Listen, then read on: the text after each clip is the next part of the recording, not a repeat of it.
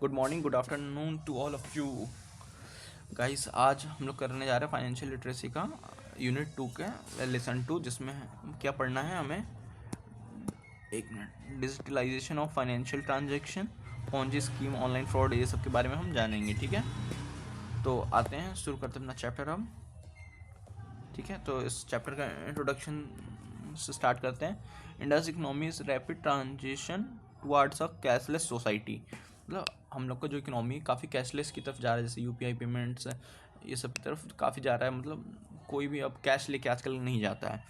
ठीक है, online transaction platform including best practices for effective utilization, ये सब के बारे में सब पढ़ेंगे। और पॉन्जी स्कीम्स और ऑनलाइन फ्रॉड्स के बारे में पढ़ेंगे कि कैसे हमें इसे पहचानना चाहिए, इनसे कैसे बच सकते हैं हम लोग। तो अब स्टार्ट करते हैं डिजिटलाइजेशन से अपना। तो पहला जो टॉपिक है वो है कैशलेस बैंकिंग। कैशलेस बैंकिंग क्या होता है? इसमें कैश कैश का मतलब यहाँ करेंसी और कॉइन दोनों हैं, जो कि जिनको हैंडल करने और मैन्युफैक्चर करना काफ़ी महंगा पड़ता है। तो इस चीज़ से बचने के लिए कैशलेस बैंकिंग को काफ़ी गवर्नमेंट ने प्रमोट किया है, जो कि बैंक से बैंक डीलिंग होती है। इसके में कुछ आपने ये जानते होंगे प्लास्टिक मनी के बारे में, जिसमें डेबिट कार्ड क्रेडिट कार्ड होते हैं। इसके बारे में जानते हो कि आजकल नया पे मोबाइल वॉलेट्स हो गए हैं, जैसे एयरटेल पेमेंट बैंक का वॉलेट हो गया, और भी पेटीएम शुरू में आया था तो अपना पेमेंट्स बैंक चला, तो वो एक तरह का वॉलेट ही है। ठीक है, और बैंक कार्ड के बारे में इसमें बताया गया। डेबिट कार्ड क्रेडिट कार्ड क्या होते हैं, मोस्ट पॉपुलर होते हैं। कैशलेस पेमेंट, जो कि मतलब कैशलेस पेमेंट आप सबसे ज़्यादा पॉपुलर आज के टाइम पे तो यूपीआई है, बट ये पहले के हिसाब से कह रहा है कि हाँ, डेबिट कार्ड क्रेडिट कार्ड भी एक हैं जो मोस्ट फेमस कैशलेस पेमेंट्स में आते हैं। अब आते हैं अगला टॉपिक, ई बैंकिंग पे। ई बैंकिंग क्या है? Banking using electronic mode is called electronic banking और ई बैंकिंग। मतलब जो बैंकिंग हम लोग इलेक्ट्रॉनिक मोड फ़ोन के द्वारा ऑनलाइन करते हैं उसको ई बैंकिंग कहते हैं। इसमें क्या क्या है? तो मोबाइल बैंकिंग है। ठीक है, मोबाइल बैंकिंग को एम बैंकिंग भी कहते हैं। ये है ना, अकाउंट एक्सचेंज और transactions, bill payments, credit application, balance check और अलग अलग फाइनेंशियल सर्विसेज देता है। अगला है इलेक्ट्रॉनिक क्लियरिंग सिस्टम। तो इलेक्ट्रॉनिक क्लियरिंग सिस्टम एक क्रिएटिव प्रोविज़न है जो ऑक्यूपाई करता है इंडिविजुअल को विथ क्रेडिट कार्ड बिल्स को टाइमली पे करना। मतलब बहुत और होता है, हम लोग जैसे क्रेडिट कार्ड ने से यूज़ तो किया, मतलब क्रेडिट कार्ड से 50,000 की शॉपिंग कर ली, बट हम उसका बिल पे करना भूल गए। तो ये एक सॉफ्टवेयर है। इलेक्ट्रॉनिक क्लियरिंग सिस्टम एक तरह का मतलब फैसिलिटी है जो गवर्नमेंट कह रहा हूँ, एक तरह का फैसिलिटी है जो बैंक के द्वारा प्रोवाइड की जाती है, जिसमें ऑटोमेटिक हमारे सेविंग अकाउंट से वो पैसा कट के हमारा क्रेडिट कार्ड का बिल ऑटोमेटिक पे हो जाएगा, और हमें कुछ भी एक्स्ट्रा पिनल चार्जेस ये सब ना नहीं लगेंगे, हमें फालतू चार्जेस नहीं लगेंगे, हमारा क्रेडिट स्कोर नहीं ख़राब होगा। ठीक है, चलो अब अगला है electronic fund transfer. Electronic fund transfer क्या होता है? ये इलेक्ट्रॉनिक एक्सचेंज होता है कैश का विथ एक इंडिविजुअल के अकाउंट से अनदर इंडिविजुअल के अकाउंट में ऑफ द सेम बैंक। मतलब ये अलग अलग बैंक में नहीं होता। जैसे मान लो आप पीएनबी के कस्टमर हो, आप पीएनबी से पीएनबी जो ट्रांसफ़र कर सकते हो, सिर्फ पीएनबी से पीएनबी ट्रांसफ़र करने के लिए ही ये इलेक्ट्रॉनिक फ़ंड ट्रांसफ़र को आप यूज़ कर सकते हो। ठीक है, टेलीफोन बैंकिंग ये बहुत पुराने ज़माने में होता था, बहुत पहले की बात है, जब आप मतलब फ़ोन के हेल्प से भी बैंकिंग कर लेते थे। ये उतना रेलिवेंट नहीं है, मेरे को नहीं लगता। इससे कुछ क्वेश्चन भी आएंगे। होम बैंकिंग आप समझते हो, घर बैठे बैठे आप मतलब ट्रांजेक्शन कर रहे हो। ये मैंने कुछ हाईलाइट किया है पॉइंट, ये सब पढ़ लेना। अगर तुम्हें मेरा बताया हो बात मतलब काफ़ी ना लगे तो ये हाईलाइटेड पॉइंट्स पढ़ लेना, इतना काफ़ी एग्जाम में अगर पूछे तो लिखने के लिए। होम बैंकिंग मैंने बता ही दिया। अब आते हैं अगला नेट बैंकिंग पे और उसके फीचर्स पे। तो नेट बैंकिंग क्या होता है? Net banking also known as online banking और ई बैंकिंग। तो नेट बैंकिंग क्या होता है? ऑनलाइन बैंकिंग होता है, और ई बैंकिंग होता है मतलब इलेक्ट्रॉनिक बैंकिंग है, जिसमें बैंक क्या अलग अलग फैसिलिटी ऑफर करते हैं। तो नेट बैंकिंग जो है ये फैसिलिटी प्रोवाइड करता है, जिसमें ऑनलाइन बैंकिंग हम घर बैठे कर सकते हैं। नेट बैंकिंग अपने ब्रांच में बिना विजिट किए हम घर से बैठे बैठे अपना ट्रांजेक्शन कर सकते हैं। इसके कुछ की फीचर्स हैं, जैसे check the account statement online. मतलब अकाउंट स्टेटमेंट ऑनलाइन मतलब क्या क्या ट्रांजेक्शन हुए हैं पिछले 1-2 महीने में, क्या और पैसे कहाँ गए हैं, किस नाम पे गए हैं, किसके अकाउंट में गए हैं, मतलब वो सारे एक स्टेटमेंट आप निकाल सकते हो ऑनलाइन ऐप पे नेट बैंकिंग के थ्रू। एक फ़िक्स डिपॉजिट खुलवा सकते हो, अपने utility bills, water bill, electricity bill जैसे पे कर सकते हो। मर्चेंट को, किसी मर्चेंट को पेमेंट करना है तो आप वो भी कर सकते हो। ऑनलाइन फ़ंड ट्रांसफ़र कर सकते हो, चेकबुक ऑर्डर कर सकते हो, जनरल इंश्योरेंस खरीद सकते हो, मोबाइल और टीवी सब का रिचार्ज कर सकते हो। ठीक है, फर्दर आगे बढ़ते हैं।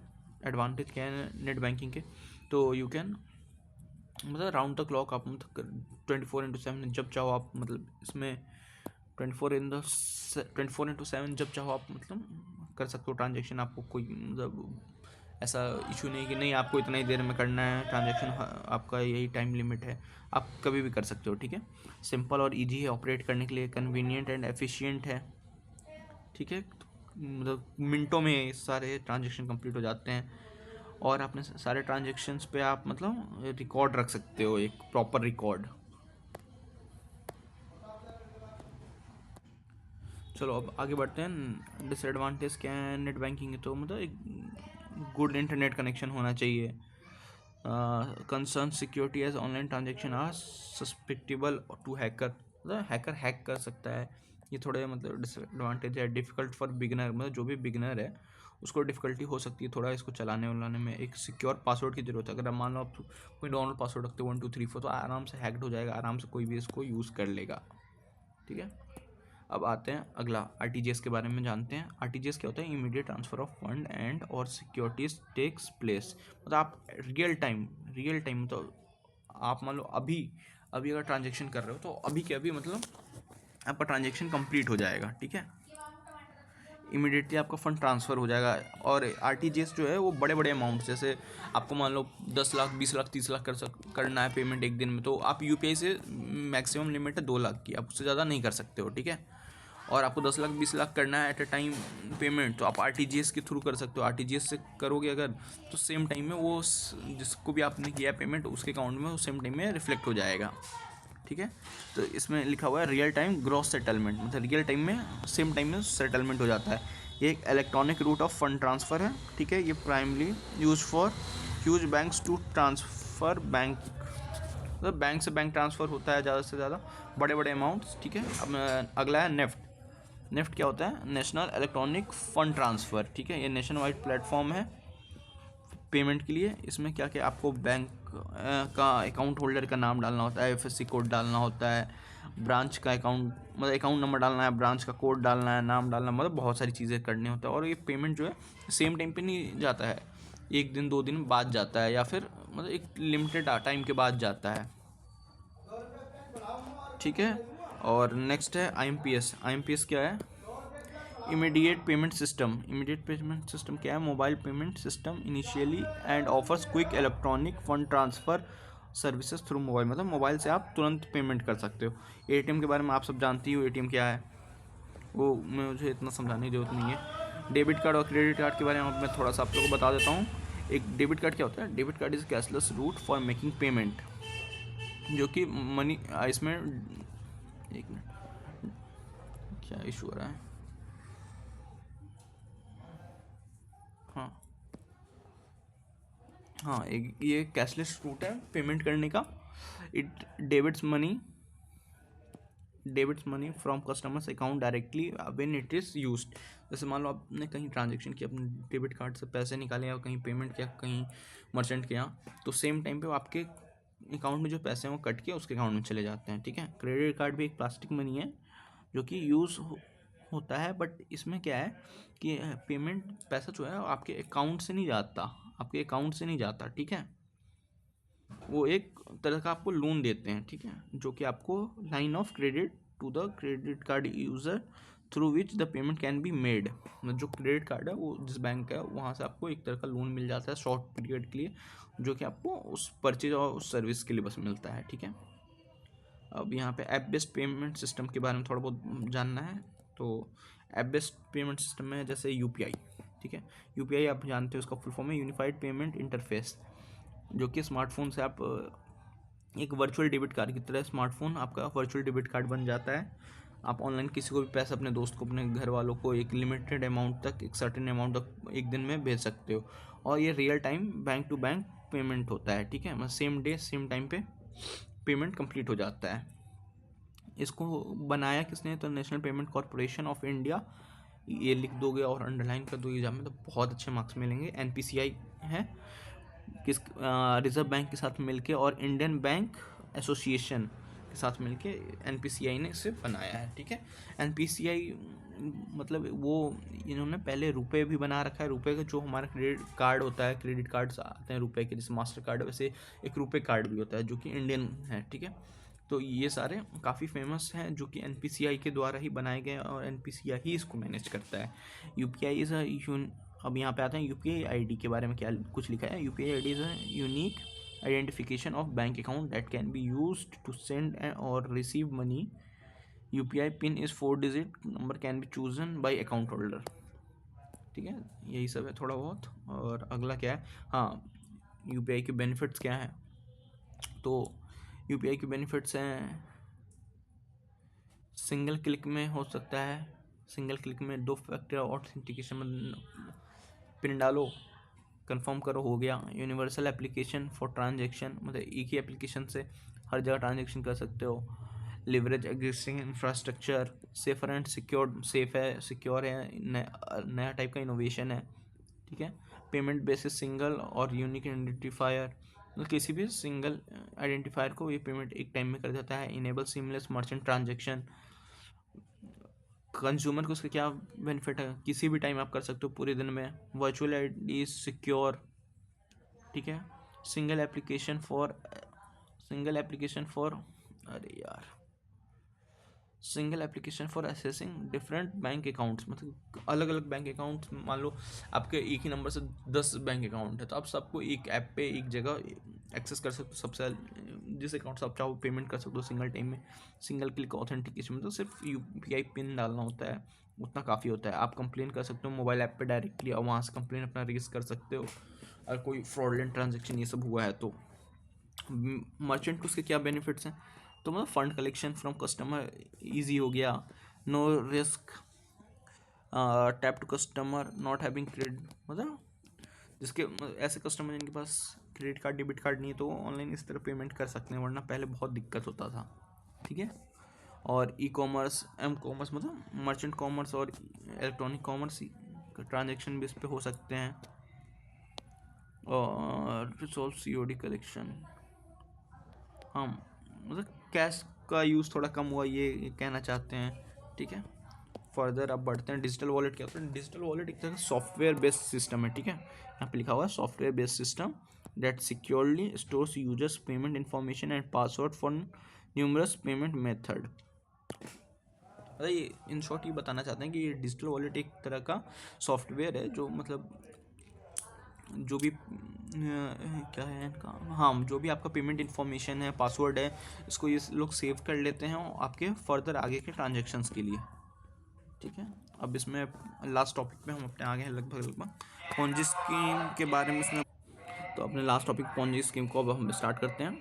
यहाँ पे इनका कहना है Ponzi scheme is a fraudulent investing scam promising higher returns at lower risk. मतलब यहाँ पे है ना क्या करता है कि पोंजी स्कीम क्या होते हैं कि आपको वादा किया जाता है कि हाँ आप अपना पैसा यहाँ इन्वेस्ट करो, आपको हाई रिटर्न मिलेंगे और रिस्क बिल्कुल नहीं है, ना के बराबर है। तो एक तरह का आपको फ्रॉड ही है, आपको झूठा दिलासा, झूठा होप देते हैं कि आपको ज़्यादा पैसे कमा के हम देंगे। ठीक है, a Ponzi scheme is an investment fraud that pays existing investor with funds collected from new investor. Ponzi scheme organisers often promise to invest your money and generate high return with little no risk. इनका कहना ये है कि Ponzi scheme में जो भी इनको ये पोंजी स्कीम चलाते हैं वो लोग को झूठा दिलासा दिलाते हैं कि हाँ आप अपना पैसा इन्वेस्ट करो, 1 लाख रुपए का 1,50,000 हो जाएगा, 1.5 लाख हो जाएगा, मतलब हाई रिटर्न मिलेगा, रिस्क कुछ भी नहीं है। ठीक है, और ये लोग पैसे कैसे मतलब देते हैं उनको भरोसा कैसे जीतते हैं। मान लो पुराने इन्वेस्टर हैं, पहले 5 लोग ने 1-1 लाख रुपया दिया, अब नए और 5 लोग जुड़ गए तो इन्होंने प्रॉमिस किया था कि 1 लाख का 1.5 लाख देंगे 1 महीने में। और नए जो 5 लोग जुड़े उनका पैसा मिला के और इनका पुराना पैसा जो इन्होंने रखा था उन सबको मिला के ये उन सबका 5 लोग का 1.5 लाख यानी 7.5 लाख बना देते हैं। इनके पास टोटल 10 लाख था, 2.5 लाख रख लिया, 7.5 लाख इन्होंने उनको दे दिया। अब वो जाके 4 लोग को बताएंगे अरे ऐसे ऐसे एक स्कीम में महीने 50,000 मिल रहा है, 50% का इंक्रीमेंट ये वो, तो और लोग आएंगे। ये तब तक चलता रहेगा जब तक मतलब उनके पास पैसे विड्रॉल करने वाले की संख्या इतनी ज़्यादा ना हो जाए कि ये उनको पेमेंट ना कर पाएँ। ये तब तक ये स्कीम चलाएंगे और एंड में जब इनको लग जाएगा अच्छा खासा कैश या फंस सकते हैं, ये लोग सारे पैसे लेके रफू चक्कर हो जाते हैं। ठीक है, Ponzi schemes require a constant flow of cash new money to survive. मतलब पॉन्जी स्कीम में नए नए इन्वेस्टर का आना ज़रूरी पड़ता है, क्योंकि जब तक नए इन्वेस्टर नहीं आएंगे स्कीम चलेगी नहीं, पैसा बनेगा नहीं। नए आएंगे तभी तो पुराने वालों को पे करेंगे, और उन्हीं पैसों से पुराने वालों को पे करेंगे, नए कस्टमर एक्वायर करेंगे, फिर उन पुराने वालों को पे करेंगे। इसी तरह मतलब करते करते थोड़ा मतलब इनका बड़ा करेंगे, बड़ा स्कैम करेंगे, इनका कहना ही है। पॉन्जी स्कैम के फीचर्स क्या होते हैं, मतलब किस तरह आप पहचानोगे कि ये पॉन्जी स्कैम है, मतलब एक फ्रॉड स्कैम है। आपको प्रॉमिस करता है हाई रिटर्न का बहुत लिटिल रिस्क पे, कांस्टेंट कैश फ्लो होता है रिगार्डलेस, मतलब मार्केट मान लो बहुत मंदी का टाइम है, पैसा ही नहीं है मार्केट में कहीं किसी के पास, फिर भी वो बंदा आपको लाख रुपए का 10 लाख सॉरी लाख का 1 लाख 10 1 20 कमा के दे रहा है, जो कि मतलब उस मार्केट कंडीशन पॉसिबल ही नहीं है, फिर भी वो कमा के दे रहा है। तो ऐसे स्कीम्स पॉन्जी स्कीम्स होते हैं। ठीक है, और है investment that have not registered with the securities exchange and commission, मतलब ऐसे इन्वेस्टमेंट सिक्योरिटी एक्सचेंज से रजिस्टर्ड नहीं होते हैं, ये अपनी स्ट्रेटजी को सीक्रेट रखते हैं, कॉम्प्लेक्स बताते हैं बहुत ज़्यादा कि आप समझ नहीं पाओगे, रहने दो सर मैं समझाऊंगा आप समझ नहीं पाओगे, फालतू आपका टाइम वेस्ट होगा, इससे अच्छा हम लोग आगे प्रोसेस करते हैं। ये कोई ऑफिशियल पेपर वर्क नहीं करते, बस ऊपर ऊपर से आपको बेवकूफ़ बनाते हैं। क्लाइंट को डिफ़िकल्टी होती है अपना पैसा रिमूव करने में, मतलब निकालने में वहाँ से। ठीक है, अब इससे आप बच कैसे सकते हो, तो आप पहली बात तो कॉशियस रहो, मतलब हर मतलब इस इन सब चीज़ के बारे में थोड़ा बहुत जानते रहो आसपास से। आजकल तो इंटरनेट पे बहुत सारे फाइनेंस इन्फ्लुएंसर हैं जो इसके बारे में बताते रहते हैं। अवेयर रहो, थोड़ा चेकआउट करो कि वो जो आदमी है वो जेन्युइन है या नहीं, वेरीफाई इन्वेस्टमेंट रजिस्टर्ड है कि नहीं किसी एक्सचेंज में, किसी एक्सचेंज से मतलब रजिस्टर्ड है, कहीं कोई उसको बैक कर रहा है, कोई गवर्नमेंट उसको मतलब पीछे से भरोसा दिला रही कि हाँ ये ट्रस्टवर्दी है, इसमें इन्वेस्ट कर सकते हो आप जो इन्वेस्टमेंट कर रहा है समझो कि हाँ कहाँ इन्वेस्ट कर रहा है, कैसे कर रहा है, कितना कमा रहा है। रिपोर्ट अगर कुछ गलत कर रहा है तो रिपोर्ट कर दो आप एट ए टाइम, ये नहीं कि अरे कोई ना मेरा तो गया तो दूसरे का अब मैं क्यों बताऊँ न जाऊँ, मेरा मजाक बनेगा। नहीं भाई आपको बताना चाहिए, क्योंकि आप बताओगे तो हो सकता है आगे किसी का वैसा बेवकूफ़ ना बने। ठीक है, ऑनलाइन फ्रॉड क्या होते हैं, ऐसे फ्रॉड जो इंटरनेट पे किए जाते हैं, या फाइनेंशियल फ्रॉड होता है, आइडेंटिटी फ्रॉड होता है। आइडेंटिटी फ्रॉड मतलब आपकी आइडेंटिटी चुरा के आप किसी आपके नोन से पैसा मांग लेंगे। ठीक है, इसके कुछ कुछ टाइप्स है, जैसे फिशिंग है एक attempt to gain sensitive confidential information such as user name password credit information, मतलब आपके पर्सनल इन्फॉर्मेशन क्रेडिट कार्ड का ये सब आप इसमें फिशिंग में जान जाएंगे, साइबर अटैक के थ्रू आपके डिवाइस पे ये सब करके। और एक बहुत फेमस पहले आया था क्राइम पेट्रोल, ये सब में भी दिखाते थे क्रेडिट कार्ड क्लोनिंग, मतलब कुछ लोग हैं जो क्रेडिट कार्ड है ना आपका, उस मशीन में कुछ छेड़छाड़ कर देते हैं, जिससे आपका क्रेडिट कार्ड का सारा डिटेल उसमें फिट हो जाता है, सारे डिटेल सारे स्ट्रिप सारा उसमें जो भी डिटेल होता है उसमें कॉपी कर लेते हैं, और उससे वो फिर स्कैम करते हैं। ठीक है, और आगे की फ्रॉडलेंट वेबसाइट ईमेल से आप कैसे बचे रहो, तो उसके लिए बहुत सारे वेबसाइट होंगे जो आपका date of birth, personal information, account number ये सब पूछेंगे, तो आप कहीं भी अपना कोई वेरीफाइड नहीं है तो मत डालो हर जगह। Appear to be form a legitimate source, मतलब लेजिटमेट सोर्स होना चाहिए, और ये सब भी पढ़ लेना, मतलब फ्रॉडलेंट नंबर से ये सब होंगे, सबको कॉल वॉल नहीं उठाओ, ये सब तो थोड़ा बच के रहोगे तो हो जाएगा, बच जाओगे आप स्कैम होने से। ठीक है, आप प्रोटेक्ट अपने आप को कैसे कर सकते हो ऑनलाइन फ्रॉड के बारे में, तो इन स्कैम के बारे में थोड़ा जानकारी रखो कि क्या चल रहा है, कैसे लोग आजकल मार्केट में स्कैम कर रहे हैं, न्यूज़पेपर पढ़ो, थोड़े बहुत आर्टिकल्स ये सब देखो, फाइनेंशियल इन्फ्लुएंसर इन लोग को फॉलो करो, वो लोग काफ़ी हद तक तुम्हें बहुत कुछ बता देते हैं। और एक्टिवेट अ पॉपअप ब्लॉकर, मतलब पॉपअप ब्लॉकर जैसे मान लो तुम कोई साइट खोल रहे हो, अचानक कोई ऐड आता है ना, तो उस पर गलती से तुम क्लिक नहीं भी किए हो, तुम उसी साइट पर क्लिक करो, बट वो तुम्हें एक दूसरे साइट पर रीडायरेक्ट कर देता है, बहुत बार होता है उससे वायरस आ जाता है, बट ऐसा पॉपअप बंद कर दो सेटिंग में जाके, तो बहुत हद तक तुम बच जाओगे। और अपने मोबाइल को लैपटॉप को पीसी को हमेशा मतलब एक चेक करते रहो, वायरस है कि नहीं है, सिक्योर करते रहो, कहीं भी यहाँ पे लिखा हुआ है डाउनलोड कहीं से कुछ भी मत किया करो, अपने ऑपरेटिंग सिस्टम इंटरनेट ब्राउज़र को सेफ रखो, फालतू सर्च नहीं करो, गलत सलत साइट पे जो गंदी गंदी साइट्स पे रात में जाते हो उधर मत जाया करो, किसी भी गलत जगह से वीडियो मत मूवी डाउनलोड करो, अपना पासवर्ड सीक्रेट रखो, अपने दोस्त को भी मत बताओ, फैमिली में किसी एक को बताओ कि इनकेस अगर तुम्हारी तबीयत अचानक से ख़राब हुई तो तुम्हारा पैसा अगर निकालना पड़ा तो किसी एक को बताओ, एक से ज़्यादा किसी को मत बताना, किसी एक या दो ट्रस्टवर्दी को बताओ, सबको मत बताते फिरो कि हाँ मेरा पासवर्ड ये है, मेरा पासवर्ड ये है। चलो अब आगे बढ़ते हैं। Measure taken by government to tackle, मतलब गवर्नमेंट ने क्या स्टेप्स लिए इसको टैकल करने के लिए, तो उन्होंने अवेयरनेस फैलाई है साइबर क्राइम को लेके, अलर्ट फैलाया। अभी आप सुन रहे होगे कि कोई भी नंबर से ओ टी पी मांगे तो नहीं देना चाहिए, ये सब काफ़ी मतलब कॉल वॉल्स आते हैं, ठीक है। और मेरे को लगता है शायद से ये लेक्चर हो गया है, देखो बस ये लास्ट रह गया। हाँ, तो यहाँ पे है कि handling of banking complaints, if any customer is not satisfied with any service of the bank, a complaint can be filed on a plain paper और द पोर्टल। जैसे मान लो आपके साथ कोई, आप बहुत बार होता है ना कि आप एटीएम जाते हो, एटीएम से पैसे निकालते हो, बट बहुत बार होता है कि सर्वर के इशू या किसी इशू की वजह से ये पैसा तो बाहर नहीं निकला बट आपके अकाउंट से पैसा कट गया है, तो बैंक को उस पैसे को 3 वर्किंग डे में रिटर्न करना होता है, ठीक है। और अगर यूपीआई के थ्रू हुआ है तो 1 दिन में,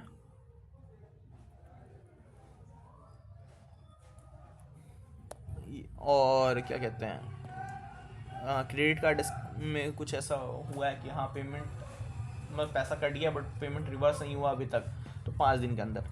तो याद कर लो, यूपीआई में 1 दिन, यूपीआई में 1 दिन, एटीएम के केसेस में 3 दिन, और क्रेडिट कार्ड इन सब के केसेस में 5 दिन। अगर इसमें पेमेंट नहीं रिफंड करता तो आप बैंकिंग ओम्बुड्समैन, आरबीआई का एक है वेबसाइट, उस पर आरबीआई ओम्बुड्समैन करके है, उस पर आप जाके कंप्लेन कर सकते हो उस बैंक का। पर आप सीधे उस पर जाके कंप्लेन मत करो, पहले अपने बैंक से बात करो कि हाँ ऐसा ऐसा हुआ था, अभी तक पेमेंट रिवर्स नहीं हुआ, और उसके बाद वो कुछ हेल्प नहीं कर रहे हैं, तो आप उस पर जाके कंप्लेन करो, पूरे डिटेल में कंप्लेन करो। उसमें आपको क्या लिखना है, यहाँ देखो, banking ombudsman needs to be contacted, contact detail of complainant and the bank, मतलब जो कंप्लेनेंट है उसका नाम, उसका डिटेल, उसका बैंक कहाँ है, कहाँ पे है, ब्रांच क्या है, कौन सा बैंक है, क्या फैक्ट्स थे, मतलब क्या हुआ था, कोई लॉस हुआ है वो बताओ, and if any relief is required, कुछ मतलब कंपनसेशन चाहिए सब बताओ, ये सब होना चाहिए। This need to be done only when the bank has rejected the complaint and और has not responded to the complaint, मतलब कंप्लेंट पे आपके कुछ उन्होंने ध्यान नहीं दिया है उसके बाद ही, ये नहीं कि वो बोल रहे हैं कि हाँ हाँ हम इस पे देख रहे हैं, लुक आफ्टर कर रहे हैं, 1-2 दिन में हो जाएगा, जैसे 3 दिन बोला फिर कोई बात नहीं, अगला 2 दिन और मांग लिया, चलो 5 दिन में अगर रिवर्स नहीं करते हैं तब जाके आप इस पर कंप्लेन करो, या फिर उन्होंने सीधे मना कर दिया जाओ हम नहीं करते हैं, जो करना है कर लो, तो उस केस में आप आरबीआई ओम्बुड्समैन के वेबसाइट पे जाके कंप्लेन कर सकते हो। चलो, thank you guys for the day, sorry मेरी तबीयत ख़राब है थोड़ी, thank you for the lecture, bye.